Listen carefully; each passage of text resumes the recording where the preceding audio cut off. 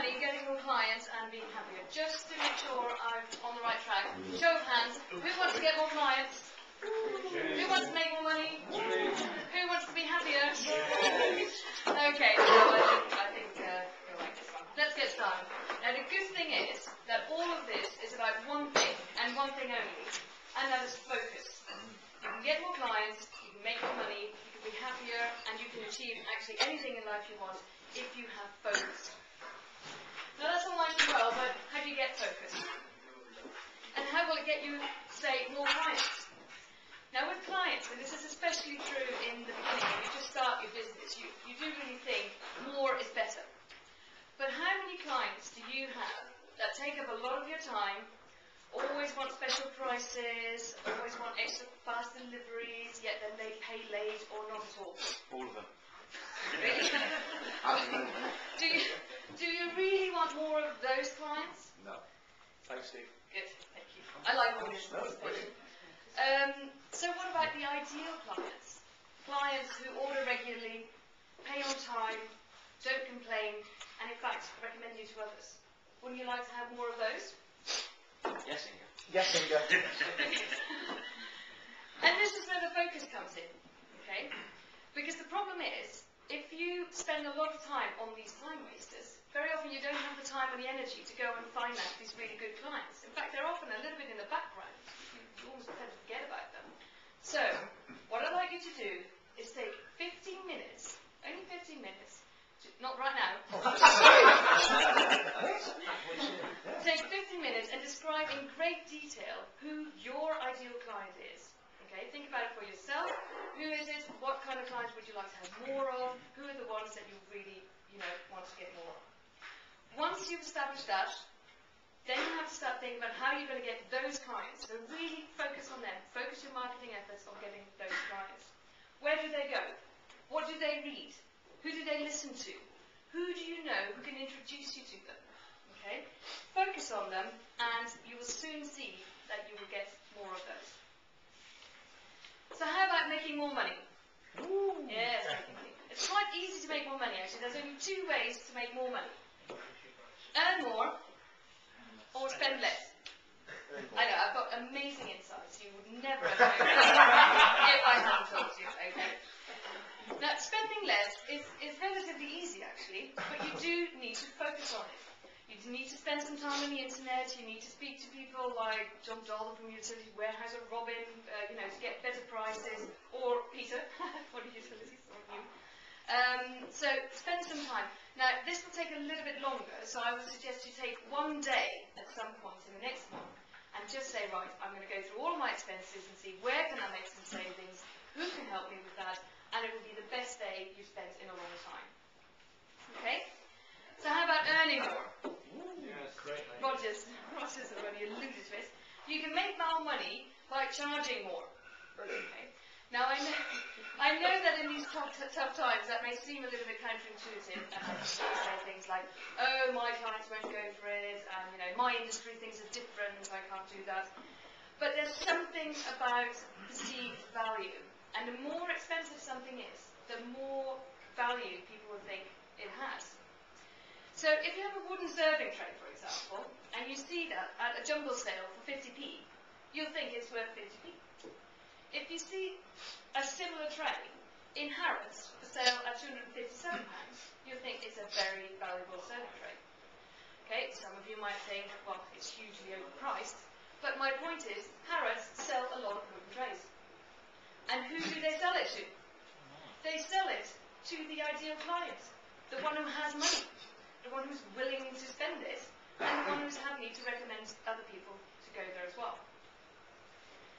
So again, focus on what you want, not on what you might currently be getting, but focus on getting that ideal client, and see and make sure that you want the ideal client who's willing to pay the high price to get value for what you're offering them.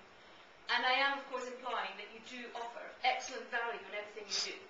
I'm not saying overcharge, charge according to the value. So now that we've looked at increasing your focus, helping get you more clients and make more money, let's see how you can increase your focus and be happier, which is my favourite subject. Get a divorce.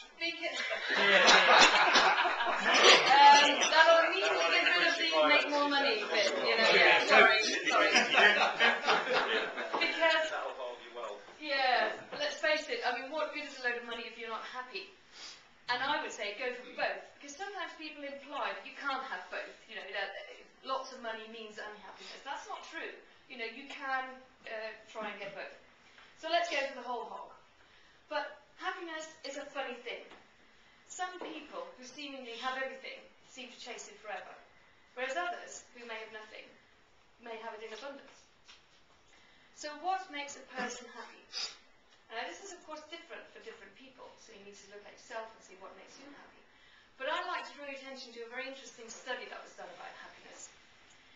They compared people who'd had a big win on the lottery with people who'd had an accident and had become quadriplegic and completely paralysed. They asked them to rate how happy they were 1 week before the event had happened, and they also asked them how happy they were a year later. Now, who do you think was happier a year later? Well, I think I know, but I will say the other. Good, that makes it clear, Steve. It was, that's okay, that's okay. It was actually the people who were happy before the event that were still happy a year later.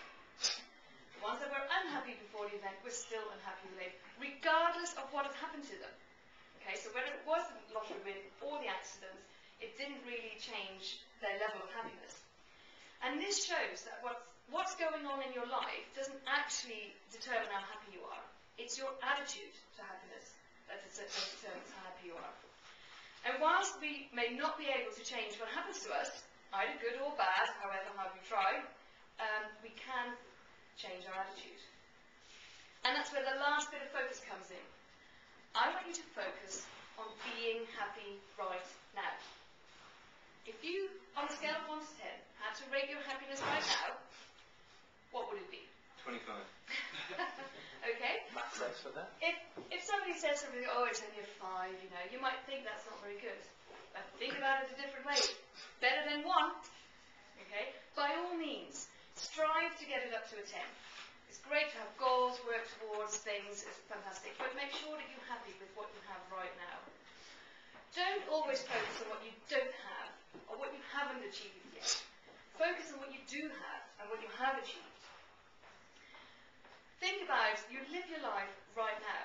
The past is in the past. The future hasn't happened yet and you really don't know what's going to happen. But what's going on right now, you do know. So make a decision to be happy right now. And that is something really everybody can do. So I don't want to hear anybody saying, yes, but, you know, my wife just left me, or, you know, my business has gone to the ground.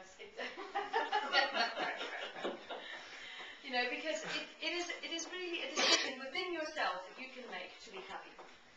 Make a list. I love lists, especially lists of good things, okay? So make a list of compliments you've received, things that are going well, things that you're thankful for, things that you're proud of. And when you're feeling a bit down or you're a bit stressed because nothing is going right, look at it. And I can guarantee you that you will immediately feel better. And when you feel better, strangely enough, you're more likely to be creative, to come up with solutions to problems where you didn't see them before, and to take action. You know, when you feel good, you go, oh yes, I'm going to do this, that and the other, and you actually go out and do it, which in turn will make your life and your business better again. So, let's recap what I've said so far. Take 15 minutes to think about your ideal client and then focus your marketing efforts on getting those clients. Take 1 day to go through your expenses and see where you can make savings. Who can help you with that? Don't be afraid to increase your prices. You may lose some customers, but they may be the ones you didn't want anyway. Think about the kind of client who would be willing to pay twice what you are charging now. And what do you need to do in order to get those clients? And finally, be happy right now. Have dreams, have aspirations, and work towards goals. You know, as a coach, I'm always, going on about goals. But make sure you enjoy the journey right now. If you take away one thing from this foresight, it's the question, what do I focus on? So when you drive home, let that question swell around your mind, and by the time you get back to the office, make sure you have 1 or 2 things that you are going to do this week that are going to make a big difference to your life and your business. So go on, get more clients, make more money, and be happier.